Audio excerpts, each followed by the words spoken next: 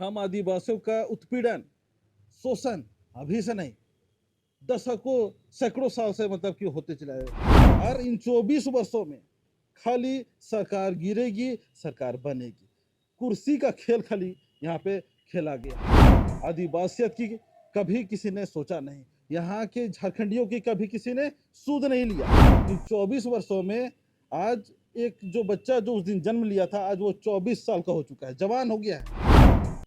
आज वो भी देखता होगा, वो भी सोचता होगा, तो क्या इसी दिन के लिए हमारे पुरखों लोग जो थे वो बलिदान दिए थे, अलग झारखंड की लड़ाई में शहीद हुए थे हमारे, क्या यही चीज था?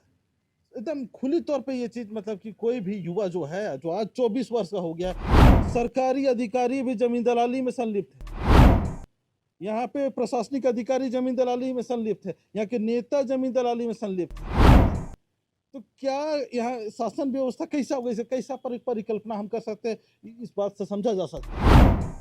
भारत के भूखंड पर मिनी जम्मू कश्मीर के तौर पर प्रसिद्ध झारखंड प्रदेश आज भी विकास की राह देख रहा है। वह राज्य जहां पर भारत का अकेला 40% से भी ज़्यादा खनिज संपदा पाया जाता है। वह प्रदेश जो अपनी भाषा, संस्कृति, कल्चर, पहनावा, ओढ़ावा के लिए भी पूरे विश्व में प्रसिद्ध है, लेकिन इस राज्य के लोग या फिर इस राज्य की हम बात करें तो यह राज्य और यहाँ के रहने वाले लोग, चाहे बुनियादी मुद्दों की बात हो, बुनियादी सवालों की बात हो, आज भी उन्हीं सवालों पर यहाँ के लोग लड़ते हुए, आंदोलन करते हुए दिखाई देते हैं। 1994 में यूनाइटेड नेशन से शुरुआत किया गया विश्व आदिवासी दिवस, जिस दिवस को पूरा विश्व बड़े ही धूमधाम से मनाता है, लेकिन इसका उद्देश्य साफ तौर पर था कि जो इस ब्रह्मांड में, जो इस विश्व में आदिवासी रहते हैं, उन आदिवासियों के जल, जंगल, जमीन कैसे सुरक्षित होगा, कैसे उनकी भाषा, संस्कृति बचेगी, कैसे उनकी ज़मीनें बचेगी, उन बुनियादी मुद्दों पर, वैसे सवालों पर चर्चा परिचर्चा करने के उद्देश्य से इस विश्व आदिवासी दिवस की शुरुआत यूनाइटेड नेशन में 1994 में की गई थी। लेकिन हालात आज यह है, झारखंड प्रदेश में खास करके, जहां पर सीएनटी एसपीटी जैसा कानून है, जिसको आदिवासियों का सुरक्षा कवच भी कहा जाता है, उस सीएनटी एसपीटी वाला राज्य में आदिवासियों की न तो जल, जंगल, जमीन सुरक्षित है, न ही उनकी भाषा, संस्कृति सुरक्षित है, न ही इस राज्य की आदिवासी बेटियां सुरक्षित है। इस मुद्दे पर हमारे साथ बातचीत करने के लिए आदिवासी समाज के अगुआ, नौजवान सामाजिक कार्यकर्ता, सरना प्रार्थना सभा रांची महानगर के सचिव सोनू खलखो हैं। सोनू जी, सीधे तौर पर हम लोग सवाल पे बातचीत करेंगे कि 9 अगस्त को पूरे विश्व में आदिवासी दिवस मनाया जाता है, और सीधे तौर पर इसका उद्देश्य, जहाँ तक हम लोग पढ़े हैं, जानते हैं कि आदिवासियों की जल, जंगल, जमीन कैसे बचेगी, कैसे भाषा, संस्कृति बचेगी, इसको लेकर के चर्चा परिचर्चा गांव घर में करके लोगों को जागरूक करने के उद्देश्य से इस परंपरा की शुरुआत की गई। लेकिन झारखंड एक ऐसा राज्य है जिस झारखंड प्रदेश में सीएनटी एसपीटी जैसा कानून, जिसको आदिवासियों का सुरक्षा कवच भी कहा जाता है, उस राज्य में न तो आप लोगों का जल, जंगल, जमीन सुरक्षित है, भाषा, संस्कृति सुरक्षित है। वैसे में इस आदिवासी दिवस को आप किस तरीके से देखते हैं और क्या कुछ कहना चाहेंगे? सबसे पहले तो आपके चैनल के माध्यम से तमाम श्रोतागणों को हमारी ओर से जमा जमा झारखंडी जोहार। आज जो सवाल जो आज जो हमारे बीच है, ये बहुत ही गंभीर सवाल है, और गंभीर इतना ज़्यादा कि आज विडंबना ये है कि आज की जो हालात, आज की जो परिस्थिति एकदम कहीं से भी इजाज़त नहीं देता है कि हम सकारात्मक बात कर पाए। क्योंकि जब विश्व आदिवासी की दिवस की बात करें, तो आखिर ये विश्व आदिवासी दिवस की घोषणा यूएनओ ने क्यों की? सवाल यहाँ पे आता है। पूरे विश्व के आदिवासी कैसे एक हो, कैसे वह अपने जल, जंगल, जमीन, भाषा, संस्कृति, परंपरा, रीति रिवाज, धर्म कर्म, सारी चीज़ों को, उनकी तमाम व्यवस्थाओं को कैसे बचाएं, कैसे बचे, कहीं ना कहीं इन चीज़ों को यूएनओ ने, संयुक्त राष्ट्र संघ ने जरूर महसूस किया। तब जा करके 1994 में 9 अगस्त 1994 को पूरे विश्व के आदिवासियों के लिए एक दिन सुनिश्चित किया, 9 अगस्त, जिसको विश्व आदिवासी दिवस के रूप में ख्याति प्राप्त हुआ। तब से लेकर के अभी तक जो कई दशक बीत चुके हैं, लेकिन उद्देश्य था कि कैसे उनकी जल जंगल जमीनों को बचाया जाए, कैसे उनका भाषा संस्कृति परंपरा को बचाया जाए, कैसे उनका विशिष्ट पहचान को बचाया जाए, ये उद्देश्य था। लेकिन इस उद्देश्य से पूरी तरीके से जो आज हमारी जो देश भारत में, हमारे राज्य झारखंड में आज पूरा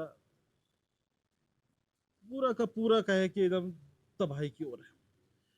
यहाँ हम बात करते हैं झारखंड की, तो हमारे लिए यहाँ पर CNT एक्ट का कानून है, SPT एक्ट का कानून है। जो कानून जो है हमारे ज़मीन को सुरक्षा प्रदान करता है, हिफाजत के लिए ये कानून बना। और यह कानून तोहफा में नहीं मिला आदिवासियों को, यह कानून हमारे कई वीर महापुरुषों की बलिदान के बाद यह कानून बना था। जल जंगल जमीन की लड़ाई लड़ते लड़ते हमारे कई सारे हमारे वीर महापुरुष शहीद हो गए। भगवान बिरसा मुंडा शहीद हो गए, वीर बुद्धू भगत शहीद हो गए, हमारे जो सिद्धू कानू शहीद हो गए, अन्य कई सारे हमारे वीर महापुरुष शहीद हो गए। तब जाकर के हमारा ये CNT एक्ट और SPT एक्ट जैसा कानून बना झारखंड राज्य में। लेकिन जो उद्देश्य था कि कैसे हमारा आदिवासियत बचेगा, कैसे हमारी जमीनें बचेगी, कैसे हमारा जंगल बचेगा, कैसे हमारी तमाम व्यवस्थाएं बचेगी, लेकिन ये सिर्फ और सिर्फ कागज में लिपिबद्ध होकर के मात्र रह गई। इसका सख्ती से कभी भी पालन नहीं किया गया। फिर आदिवासी दिवस का क्या मतलब है? फिर इसका जो आदिवासी दिवस मनाने के पीछे का उद्देश्य आप सिर्फ और सिर्फ अपने हक अधिकारों की रक्षा के लिए लोगों को जागरूक करना एकमात्र पहला जो उद्देश्य रह गया है। हम इसे खुशी के साथ नहीं मना सकते, हम इसे हर्ष के साथ नहीं मना सकते, हम इसको नाच डेग के नहीं मना सकते, क्योंकि आज की परिस्थिति, आज का हालात, आज का समय हमें ये इजाज़त नहीं देता है। जो हालात जो यहाँ के जो बनाई गई है, यहाँ का राजनीतिक तंत्र का है, यहाँ के प्रशासनिक तंत्र का है, यहाँ का तमाम तंत्र का है, सारे के सारे घोर आदिवासी विरोधी तंत्र कायम हो चुके हैं। आपने कहा कि घोर विरोधी आदिवासी तंत्र हावी हो चुके हैं, लेकिन सवाल यह है कि 24 वर्ष के झारखंड में अगर हम रघुवर दास को अगर छोड़ दें, जो सगुफा झारखंड प्रदेश की राजनीति में चलता है, उसके बाद अर्जुन मुंडा, बाबूलाल मरांडी, शिबू सोरेन, मधु कोड़ा, हेमंत सोरेन, तमाम मुख्यमंत्री आदिवासी ही रहे हैं। उसके बावजूद भी आप कह रहे हैं कि आदिवासी विरोधी तंत्र यहाँ पर हावी है। फिर यह कैसे पॉसिबल हुआ कि जिस राज्य में रघुवर दास के अलावा जितने मुख्यमंत्री रहे वो सभी आदिवासी रहे, और उस आदिवासी मुख्यमंत्री के राज्य में आदिवासियों की ये हालात है? देखिए, झारखंड अलग राज्य तो साफ तौर पे आदिवासियों के लिए बना था, क्योंकि झारखंड अलग राज्य का जो पहला जो बिगुल तो 1950 से पहले ही फूका जा चुका था, क्योंकि संविधान सभा में स्पष्ट रूप से हमारे पुरखा डॉक्टर जयपाल सिंह मुंडा ने स्पष्ट रूप से वकालत करते हुए कहा था कि हम आदिवासियों को अपना अलग राज्य चाहिए, साफ तौर पे कहा था। ये दुर्भाग्य क्या है इस देश का कि हमें उस वक्त हम आदिवासियों को अलग राज्य नहीं दिया गया। खरसवा गोलीकांड जैसा घटना, जो आजाद भारत में सबसे बड़ा गोलीकांड का घट जाना, ये बयां करता है कि कितना ये जो आदिवासी विरोधी जो चीजें हैं, जो हावी अभी नहीं, ये उसी टाइम से हावी थी। तब तो ये हालात उत्पन्न हुए। नहीं तो आजाद भारत में जालियांवाला बाग को तो सब जानता है, लेकिन आजाद भारत में खरसवा गोलीकांड को कितने लोग जानते हैं?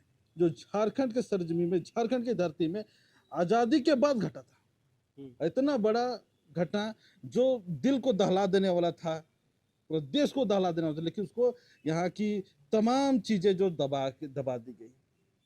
और हमारी जो मांग थी अलग राज्य की, उस समय जो हमारे पुरखा ने जो किया, उस मांग को दबा दिया गया, कुचल दिया गया।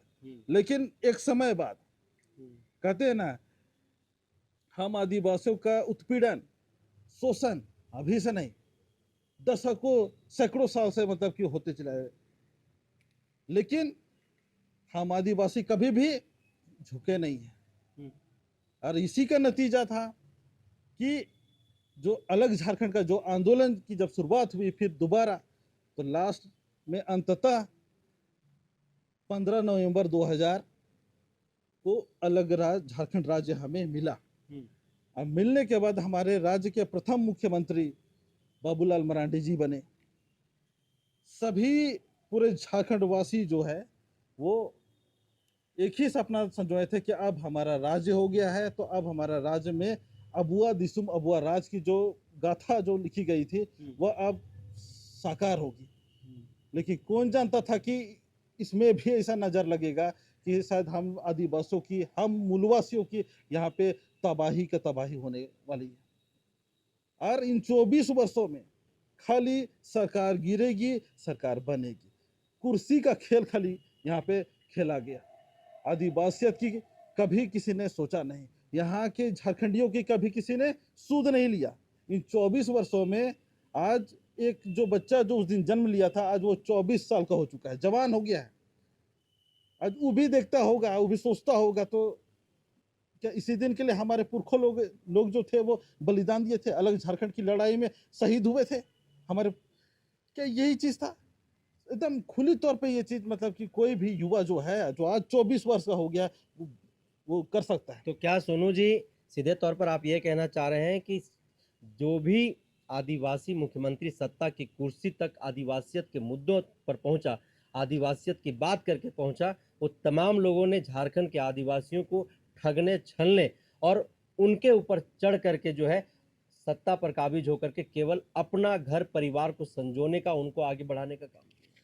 निश्चित रूप से, क्योंकि जितने भी जो यहाँ के एमएलए एमपी हुए, सब की अगर बात करें तो सभी ने सिर्फ और सिर्फ अपना व्यक्तिगत स्वार्थ को साधा है।